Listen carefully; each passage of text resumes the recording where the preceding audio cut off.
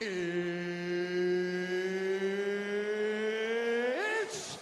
time! What's going on, Level Up Boys? Do you remember the 90s? I kind of remember the 90s. It's pretty fun decade, I could say. Growing up in the 90s. We had a lot of good not good video games. This is when video games really started taking off. We had like N64 come out, the PlayStation 1 come out, Sega, the Dreamcast, and all that good stuff. But so yeah, today we're gonna be reacting to WatchMojo.com top 20 things from the 90s that don't exist anymore. I wonder what's on, like, I'm excited to see what's on the list. Let me know in the comments down below if you remember stuff, things from the 90s that don't exist anymore that may not be on this list. Let me know if you have anything. And if you're rocking with the vibes, go ahead and like that video. Subscribe to the channel, only if you want to. But let's get into it. Dude, I wouldn't clean my floor with this. Welcome to Watch Mojo, and today we're counting down our picks for the top 20 things from the 90s that don't exist anymore. Wherever I go, I stay connected with everyone in my life. It's really easy to stay in touch. For this list, we're looking at staples from the decade that either no longer exist or are significantly rarer than they used to be. If there's a nostalgic 90s relic we forgot, remind us in the comments, dude. Number 20, dial-up modems. On your mark, get set. We're riding on the internet, cyberspace, set free.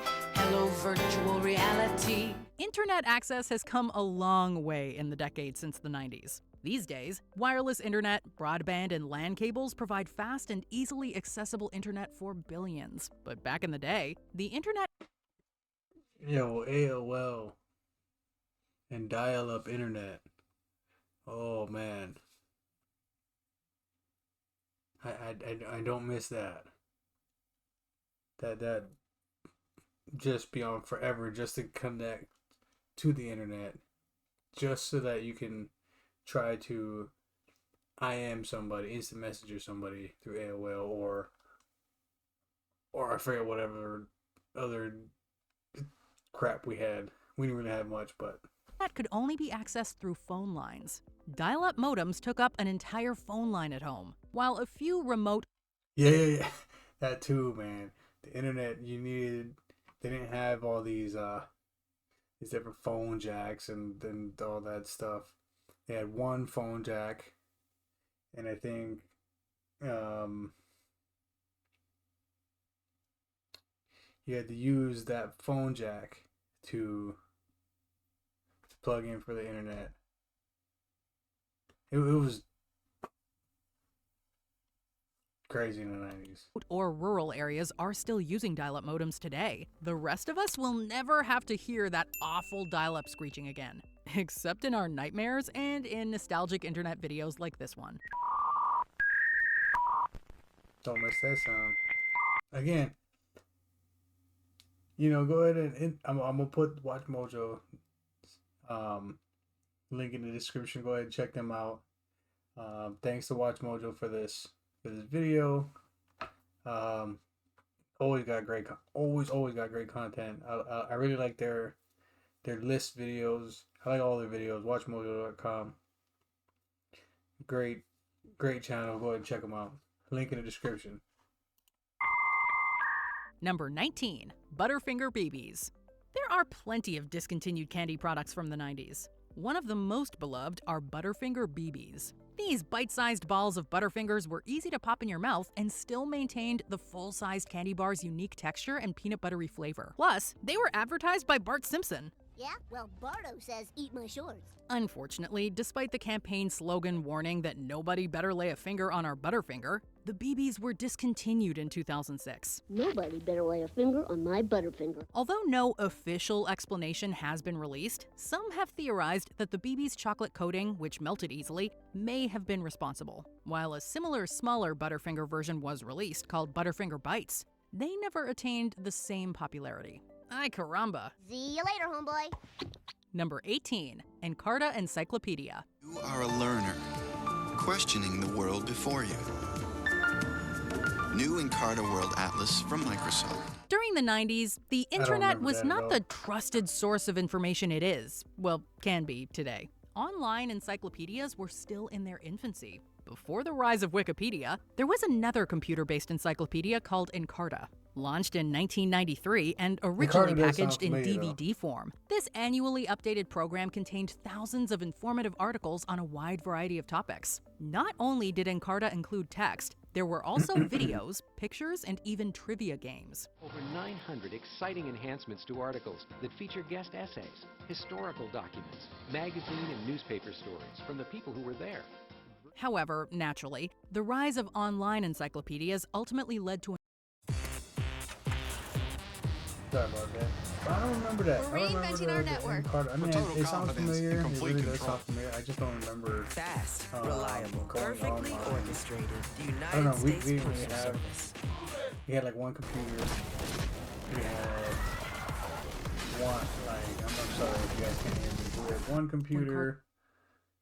It AOL. It was my parents' computer. They didn't really let us use it. And there was nothing to really, no sites to really go on to. In the 90s, when when computers were coming out, when all this stuff was coming out, so it was just to have that. Like, I don't know, maybe we were just too poor. I don't know. I just never knew what Encarta Encyclopedia was. Encarta's downfall, and Microsoft ceased its publishing in 2009. Number 17, mini-disc players. During the 90s, audio formats were still very much a competition. One often forgotten contender is the mini-disc. Published by Sony, these miniature discs were envisioned as the next big thing to replace cassette tapes.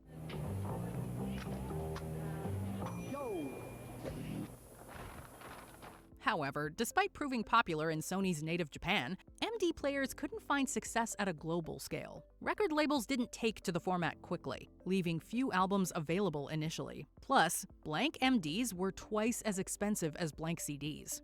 We were poor. I've heard about this stuff, but apparently not a lot of people in America was privy to this in the first place, so maybe that's why I didn't know. By the time Or just MP3 too players poor. became available, mini discs were on their way out, although niche markets kept them in circulation until 2013. And it's as portable as you are. The Sony Mini Disc, the future of tape. Number 16, Zima.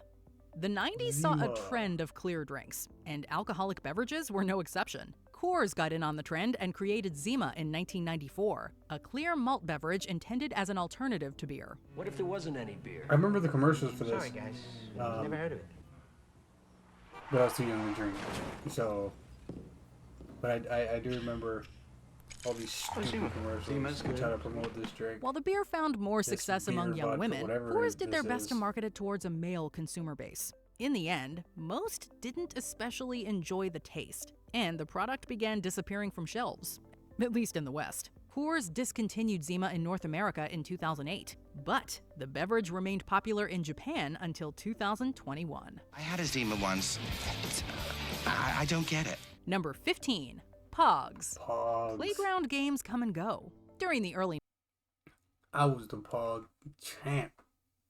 Pog champ. You couldn't see me in Pogs. You couldn't see me in Pogs. But just like everything else, just got old fast. I mean, when you're a kid, that's all you could, you know what I'm saying, just whooping your friend. Wham. Just whooping them all day, but it gets boring. I don't know. 90s, the biggest one was easily milk caps or Pogs. They're pogs. They're milk caps. They're pogs. It's a game. You stack them, and then you whack them.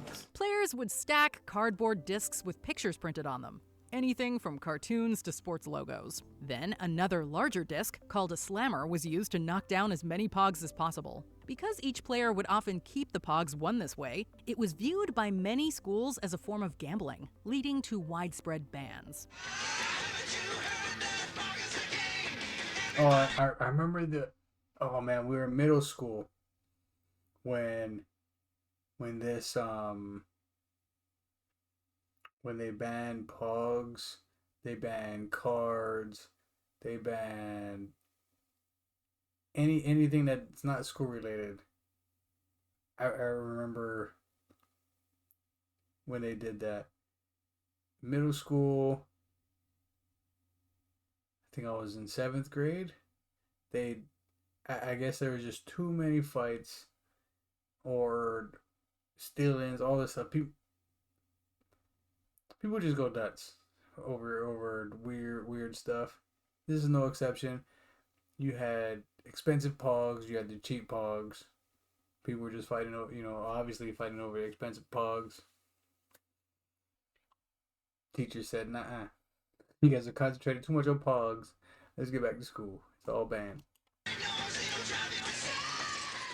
When kids can't play something at school, it tends to kill the popularity pretty quickly. While they're technically still around and there are variants on the game worldwide, Pog's popularity is far from what it used to be.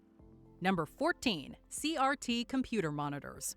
Before and during the 90s, most screens were created using CRT, or cathode ray tube technology. Naturally, computer screens were no exception. These big, bulky monitors sat on our desks and are how many of us first experienced computing. But the last few decades have seen the rise of LCD, OLED, and plasma monitors, which are cheaper and generally have larger screens than CRT monitors. Some people, particularly computer gamers, still prefer CRTs because they don't have as much input lag and can display images in multiple resolutions more easily.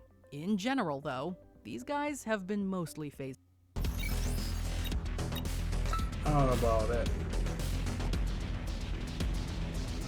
out. Number 13, gaming magazines. Video games were still considered a niche industry in the 90s, so they weren't mainstream enough to be covered extensively on TV. Oh man, video game magazines. Though, oh man, if only, just like with comics and other things, if only we were to save these things, these gaming magazines, guidebooks. They don't make these anymore because you can just do everything online. You can just go to YouTube. Oh, how do I beat this? How do I beat that? But before, you needed these game magazines. Some games, to get to either little Easter eggs or secret spots, you needed the subscription to some of this stuff to even get, the secret items, the secret monster, secret weapon, and or the still newfangled internet. It was all about running out to the mailbox to find that new issue of that video game magazine. Enter gaming magazines. If you were a 90s gamer, chances are you were subscribed to one or more gaming magazines. Electronic Gaming Monthly, Nintendo Power, Computer Gaming World, Tips and Tricks. These publications gave gamers detailed articles on upcoming games, walkthroughs, cheat codes, and reviews. Plus, they had a surprising level of reader interaction for major publications. Tragically, most gaming magazines ceased publication as the rise of internet journalism made the old monthly issue model obsolete. Why wait to read about it in a magazine when it's already online? Number 12, floppy disks.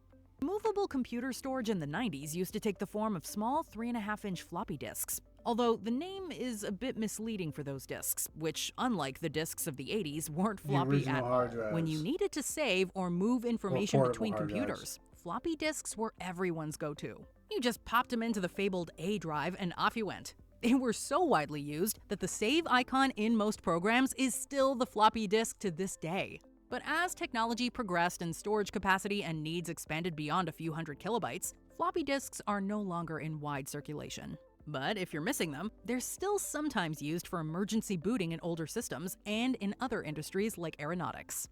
Number 11, appointment TV. Once upon a time, we scheduled our lives around what was on TV. This was because if you didn't see a show or a sporting event when it aired, you didn't see it at all. Each time an episode aired, everyone was talking about it the next day. And sure, sometimes you could tape. We didn't have recordings. We didn't have TiVo. There was none of that. If you wanted to watch an episode or rewatch an episode like they're about to show, you had to pop in a VHS, press the record button, was ever on the TV, just to save that episode. If not, you just missed out, and you had to wait for a rerun. And sometimes reruns, they play a bunch of other stuff, and you won't even get to that. So if you missed out, you missed out. That was just it. You had to wait. You had to listen to everybody else talk about the show, or you just had to hopefully catch a rerun sometimes, some other day, or you had to know the time. Because before we had a like on cable, there was a TV Guide channel. Like, so you go to that channel, boom, it just shows you all the different times of when these shows, different channels, all the different different times across the screen. You can see, okay, so maybe at 1 o'clock this is coming out, 2 o'clock this is coming out. That's how we found out our shows, or when the shows are going to be aired, for the most part. Or we, if we're real fans, we just remember this time.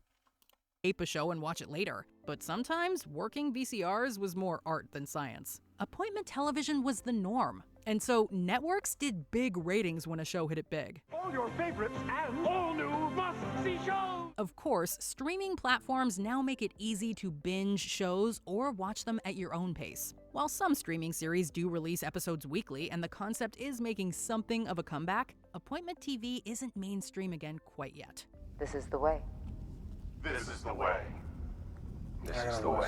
Number 10, Y2K panic. Doug, everyone here is waiting for the same thing, the stroke of midnight. We all know that the human race and planet Earth are not going to be around forever. But with the new millennium on the horizon, many believed the year 2000 was going to initiate the collapse of... That was it. The year 2000, that was it. Everybody predicted the world was just going to end because of the Mayans, I think, there, or some old, scripture or text said that the year 2000 was going to be it. So that was it. Y2K, or I think the Y2K was a threat, I don't know. They're just explaining here, but I remember it's supposed to be the end of the world. Society. Now, the federal government is comparing Y2K to a huge natural disaster, like an earthquake, a hurricane, or a tornado that disrupts people's lives for days, weeks, or maybe even months. In the 90s, several computer experts warned that because many computer systems represented years using only the last two digits, computers would mix up 1900 and 2000. This led some folks to buy up food and supplies to tide them through an imminent apocalypse. But as it turned out, the world stepped into the new millennium with minimal issues. It hit midnight and nothing happened. It was like crickets in the newsroom. While we have dealt with a few other end-of-the-world fears afterwards, like 2012, none quite reached the same level of paranoia. The end of the world is coming. Now, come on, get in your radiation suits. Peter, we are not missing a once-in-a-lifetime event because of some wacko Sorry about the ads. doomsday theory. Okay. Number 9, the Windows 95 3D maze. Screensavers aren't all that common anymore now that most of our devices have a sleep function to conserve power. Never seen In the 90s, however, there was one screensaver you'd see in many homes, the Windows 95 3D maze. Here, you're basically watching your computer play a video game as it automatically takes left turns until finding the smiley face, thus resetting and generating a whole new maze. There was something really mesmerizing about it between the artificial intelligence and guessing where the face might end up. Honestly, why hasn't Microsoft made a full-fledged game out of this? Number 8, the Delia's catalog.